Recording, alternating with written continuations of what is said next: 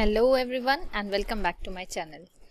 तो जो लोग इस चैनल पे न्यू हैं, मैं उन्हें बता दूं कि हम लोग अभी जो चैप्टर पढ़ रहे हैं वो है ग्रुप्स के ऊपर हमने प्रीवियस वीडियोस में देखा है कि ग्रुप की डेफिनेशन क्या है एंड ग्रुप के ऊपर हमने एक एग्जांपल किया हुआ है। तो जो डायरेक्टली इस वीडियो पे लैंड हुए हैं, I would request them to please check out the playlist. आप प्रीवियस वीडियोस देखोगे तो आपको ये वीडियो समझने में, ये एग्जाम्पल समझने में आसानी जाएगी। तो आज जो हम एग्जाम्पल करने वाले हैं वो है, we have to show that the set of all even integers including 0 with respect to addition is an infinite abelian group। मतलब हमें ये दिखाना है कि जो एक सेट है, set of all even integers, वो भी एक ग्रुप होता है। फिलहाल हम सिर्फ ग्रुप के ऊपर फोकस करेंगे, उसके बाद में देखेंगे कि what is एबिलियन and what is infinite abelian group. तो फिलहाल जब जैसे ही आपको ग्रुप समझ में आता है या दिखता है तो I have told you the trick कि आपको इमीडिएटली क्या याद आना चाहिए। ग्रुप के साथ आपको याद आ जाना चाहिए हमारा this shortcut, that is CAII। जिन्होंने प्रीवियस वीडियोस देखे हैं उनको समझ में आ गया होगा what is CAII। The C stand for, ये चार वो प्रॉपर्टीज है जिन्हें प्रूव करके हम ये दिखा सकते हैं कि कोई एक सेट एक ग्रुप है। तो बेसिकली ग्रुप होता क्या है? ग्रुप बनने के लिए हमें तीन चीजों की रिक्वायरमेंट होती है। What are the three things? सबसे पहले एक नॉन एम्प्टी सेट होना चाहिए हमारे पास, then we should have a binary operation and then ये सारे लॉज, वो सारी ये तीनों चीजें मिला करके जब कोई सेट ये सब कुछ सेटिस्फाई करता है तो वो सेट ग्रुप बन जाता है। तो group is nothing but a set, एक सेट ही होता है बट उसमें कुछ एडिशनल प्रॉपर्टीज होती है, तब जाके वो ग्रुप बनता है। तो let us see what are these four properties. First property is closure. उससे पहले हम ग्रुप को एक नाम दे देते हैं। लेट अस से that E is the group, sorry group नहीं, सेट। अभी फिलहाल वो सेट है, बाद में वो ग्रुप बनेगा। तो we will say that E be the set of all even integers. जिसको हमें ग्रुप प्रूफ करना है उसको हमने एक नाम दे दिया E। तो because we are saying that E is the set of all integers, तो E कैसा होना चाहिए, उसमें कौन कौन से एलिमेंट्स होना चाहिए, एंड यहाँ पर ये भी लिखा हुआ है इंक्लूडिंग 0। तो yes, 0, 2, 4, 6, 8 and so on. Now I want you all to think over it कि यहाँ मैंने कुछ गड़बड़ की हुई है, यहाँ कुछ गलती है। आप सोचिए कि यहाँ क्या गलत लिखा हुआ है। अब आप बोलोगे ये सब तो सही है ma'am, set of all even integers हमने तो लिख लिए, इवन इंटीजर 0, 2, 4, 6, 8 बराबर है। Yes, you have got it right. यहाँ क्या गलती है? जब हम set of all even integers की बात कर रहे हैं तो पॉजिटिव एंड नेगेटिव दोनों आएंगे यहाँ पर। So I should mention this as +-2, +-4, +-6, +-8 and so on. तो अब ये प्रॉपर सेट बना है जिसके बारे में एग्जाम्पल में पूछा गया, that is the set of all even integers. Okay, तो सेट बन गया हमारा।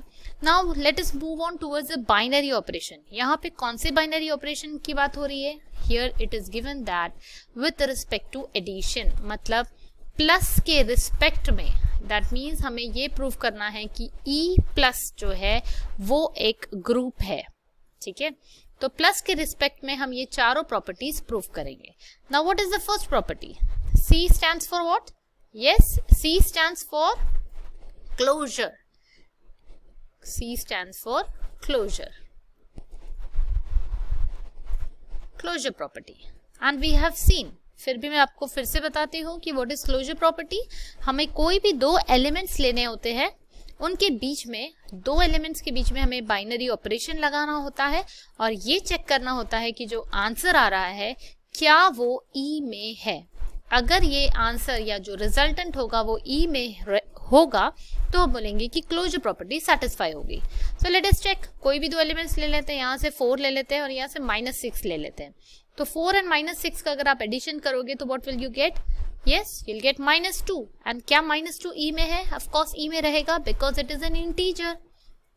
और हम जिस सेट की बात कर रहे हैं उसमें सारे इंटीजर्स है, तो yes, -2 will also belong to E, and this is not only for these two numbers. ये दोनों numbers के लिए सिर्फ true नहीं होगा.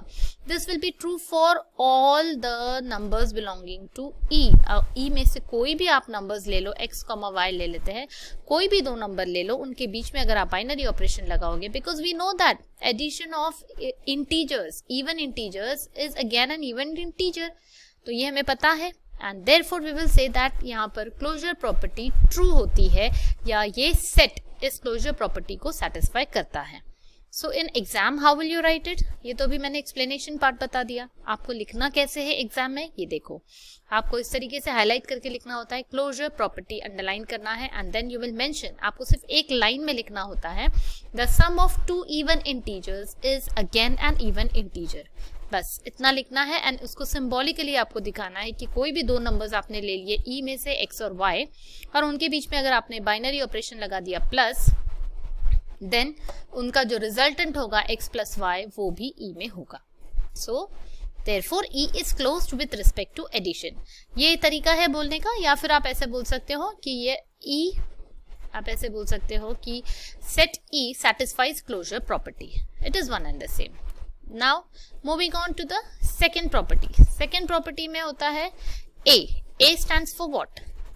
A stands for associativity. Yes, associativity. Now we all know that even integers के लिए associativity भी true होती है.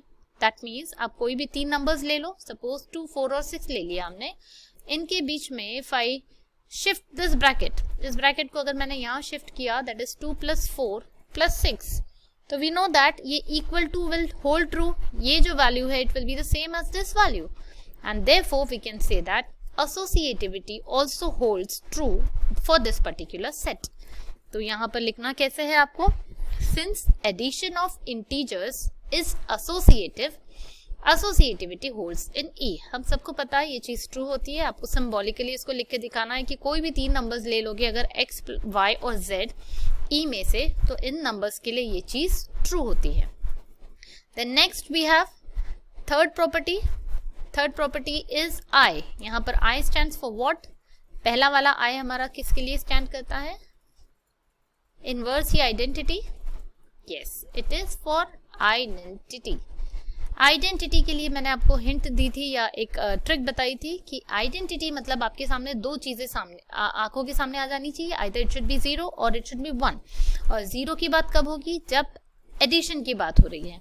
एंड 1 कब आइडेंटिटी होता है? जब मल्टीप्लिकेशन की बात हो रही है. तो अब हमारे पास में यहाँ पर है एडिशन.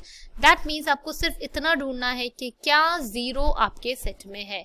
अगर 0 आपके सेट में है तो आपका काम बन गया. आप को समझ में आ जाएगा कि यहाँ आइडेंटिटी एग्जिस्ट करती है. And yes, 0 is there in our set. Clearly first element ही है, आपको ढूंढने की भी जरूरत नहीं है. 0 है, इसका मतलब आइडेंटिटी यहाँ पे एग्जिस्ट करती है. So we can say that. यहाँ आपको लिखना कैसे है? There is an element 0 belonging to E such that, और वो एलिमेंट कैसा होता है आप सबको पता है. आइडेंटिटी एलिमेंट ऐसा होता है कि उसको आप किसी के भी साथ ऐड कर दोगे तो उसकी कोई वैल्यू नहीं होती है आइडेंटिटी की. आपको ओरिजिनल एलिमेंट ही मिलता है. x में ऐड करोगे तो आपको आंसर x ही मिलेगा. So therefore we will say that 0 is an identity element in E with respect to plus. Then next is, तीन प्रॉपर्टीज प्रूव हो गई. इस सेट ने हम ये तीनों प्रॉपर्टीज को पास कर दिया है. अब हम देखते हैं कि क्या ये चौथी प्रॉपर्टी को भी पास कर पाता है. And what is this fourth property? ये वाला I किसके लिए स्टैंड करता है? इनवर्स. इनवर्स, तो इनवर्स मतलब क्या होता है? आपको कोई भी एक नंबर लेना है. सपोज मैंने ले लिया नंबर 6 इस सेट में से, तो हमें ये चेक करना होता है कि क्या 6 का इनवर्स इस E में है. Now what is the inverse of 6? If I ask you, can I say that 1/6 is the inverse of 6? Can I say this? अब आप में से कुछ लोग बोलेंगे yes, बोलेंगे yes, and कुछ बोलेंगे no.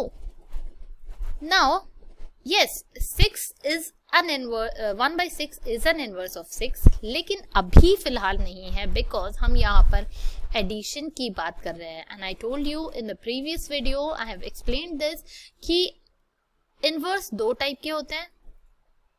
कौन से दो इनवर्स होते हैं? एक होता है मल्टीप्लिकेटिव इनवर्स और दूसरा होता है additive inverse, isn't it? I hope all of you remember this. तो एडिटिव इनवर्स मतलब क्या? With respect to plus, multiplicative मतलब with respect to multiplication. Suppose अब मैं 6 की बात करूं तो 6 का मल्टीप्लिकेटिव इनवर्स होगा 1/6 एंड उसका एडिटिव इनवर्स होगा -6, isn't it? इनवर्स होता क्या है? इनवर्स वो होता है कि अगर आप उस नंबर और उस आप जिसको इनवर्स बोल रहे हो, दैट इज अगर आप -6 को इनवर्स बोल रहे हो तो दोनों के बीच में अगर आपने बाइनरी ऑपरेशन लगा दिया तो आंसर जो है वो हमेशा आइडेंटिटी होगा. और आइडेंटिटी हमारे केस में क्या है? 0 है. दैट मीन्स 6 का इनवर्स है, एडिटिव इनवर्स है -6. तो क्या -6 इस ई में है? हमें चेक करना क्या है, हम क्यों कर रहे हैं ये सारा इनवर्स, हम ढूंढ क्यों रहे हैं? हमें ये देखना है कि जो इनवर्स है पहली बात तो एग्जिस्ट करता है क्या, और एग्जिस्ट करने के बाद क्या वो उस सेट में ही है या सेट के बाहर है. तो ये -6 बिलोंग्स टू कैपिटल ई. इसी तरीके से हर एक नंबर का आप चेक करोगे, +2 का -2, +4 का -4, सारे इनवर्सेस ई में ही है and therefore we can say that सारे नंबर्स का इनवर्स एग्जिस्ट करता है and therefore this property also holds true. Existence of inverse holds true. तो अब बिकॉज चारों प्रॉपर्टी सेटिस्फाई हो गई है तो हम लास्ट में ऐसे लिखेंगे, thus all the group axioms with respect to plus hold in E. hold मतलब वो ट्रू है E में and therefore E plus is a group. तो हमने प्रूव कर दिया है कि ये जो सेट था पहले E अब वो एक ग्रुप बन गया है, उसका प्रमोशन हो गया है. जो सेट था वो ग्रुप बन गया है. देखते हैं और एक प्रमोशन टेस्ट पास करता है क्या. अगला प्रमोशन किसके लिए है? एबिलियन ग्रुप के लिए है. Let us check whether it is an abelian group और नॉट. तो हमें पता है एबिलियन के लिए हम क्या चेक करते हैं? Commutativity, isn't it? For abelian group it should satisfy commutativity. Commutativity क्या होती है? 2 + 4 should be equal to 4 + 2. उल्टा पुल्टा ऐसे याद रख सकते हो आप. कम्यूटेटिविटी मतलब उल्टा पुल्टा. तो अगर आपने उल्टा पुल्टा कर दिया तो भी आंसर सेम होना चाहिए सारे नंबर्स के लिए. जैसे अगर हमने -2 लिया और +6 लिया तो इसका उल्टा पुल्टा क्या होगा? +6 प्लस ऑफ -2. तो ये भी सेम होगा and this will be true for all the numbers and therefore हम बोल सकते हैं डायरेक्टली यहाँ पे हम लिखेंगे कि addition is commutative for integers. हमें पता है सारे इंटीजर्स के लिए ये कम्यूटेटिव है तो इवन इंटीजर्स के लिए तो रहेगा ही. यहाँ पे हम इवन इंटीजर्स की बात कर रहे हैं and therefore hence we will say that commutative property is satisfied in E. अब बिकॉज चारों प्रॉपर्टीज तो पहले से ही ट्रू थी, होल्ड कर रही थी, तो ग्रुप था. अब पांचवी प्रॉपर्टी भी हो गई तो अब बन गया abelian group. E plus is an abelian group. अब क्वेश्चन में एक और चीज पूछी गई है विच इज हमें ये प्रूव करना था कि it is an infinite abelian group, isn't it? Infinite abelian group. तो इनफाइनाइट के लिए कुछ भी करना नहीं होता है. मैंने आपको बताया था कि इनफाइनाइट मतलब जिस सेट में इनफाइनाइट नंबर ऑफ एलिमेंट्स है एंड हमें पता है हमारा जो सेट ऑफ इवन इंटीजर्स है it is an infinite set. तो ऑब्वियसली हम आप डायरेक्टली लिख सकते हैं मतलब यहाँ पर कि there E is an infinite abelian group. And जब भी हम ग्रुप की बात करते हैं तो सिर्फ ग्रुप लिखना नहीं होता है, आपको मेंशन करना जरूरी होता है कि विथ रिस्पेक्ट टू क्या बोल रहे हो आप. Here we are talking about addition. जो हमने E बोला है E प्लस जो है इज अ ग्रुप. मैंने आपको बताया है कि पहले भी कि अगर आप दो तरीके से इसको लिख सकते हो, या तो आप लिखो E plus is a group या फिर आप लिखो E is a group with respect to addition. तो अब आप बोलोगे कि ये मेंशन करना क्यों जरूरी है with respect to addition. Because बेटा अगर आप विथ रिस्पेक्ट टू मल्टीप्लिकेशन की बात करोगे तो आपको फिर से सारी चीजें चेक करनी होगी, चारों एक्सियम्स देखने होंगे, ग्रुप की जो प्रॉपर्टीज है एंड वो सेटिस्फाई करती है या नहीं. If you want me to make a video over this also तो हम उसके लिए भी वीडियो बना सकते हैं. I will solve this example for you and I am giving you a hint कि ये ग्रुप नहीं होता है. अगर आपको डिटेल में सीखना है तो आप कमेंट कर सकते हो and then I will make a video over it. So this is all for today. I hope आपको आप सभी को ये समझ में आ गया होगा अच्छे से एग्जाम्पल. आप अगर किसी तरीके का कोई डाउट है तो आप मुझे कमेंट करके पूछ सकते हो. So we'll meet in the next video. Till then, have a good day all of you.